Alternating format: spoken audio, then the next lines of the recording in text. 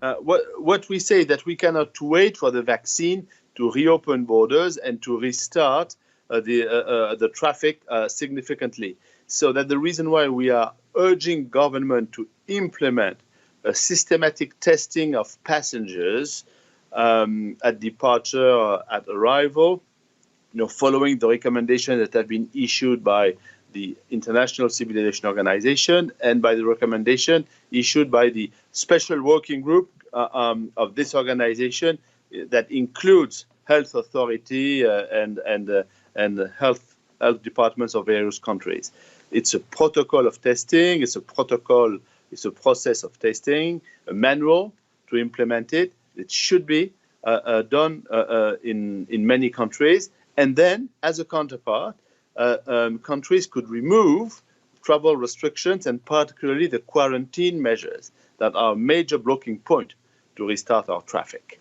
Today, there's news that the UK government is considering a reduction of the quarantine time from 14 days to 5 days, as long as passengers procure a PCR test.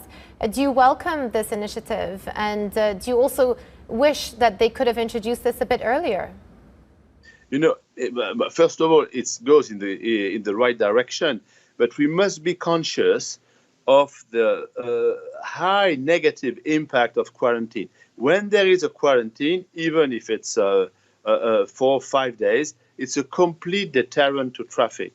We have measured that in the past month, during the pandemic, when there was a quarantine on a route, either at destination or at the departure airport, when you come back, the impact on bookings was a drop of 100%.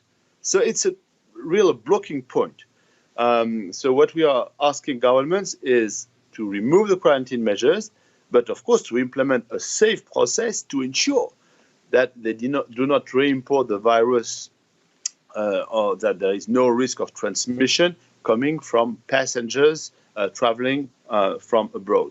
And we say that if you systematically test passengers using PCRs or even more likely antigen tests in the proper way, using the right tests and with the right level of sensitivity, you maintain the pandemic under control because the risk of reimporting the virus is absolutely very, very low.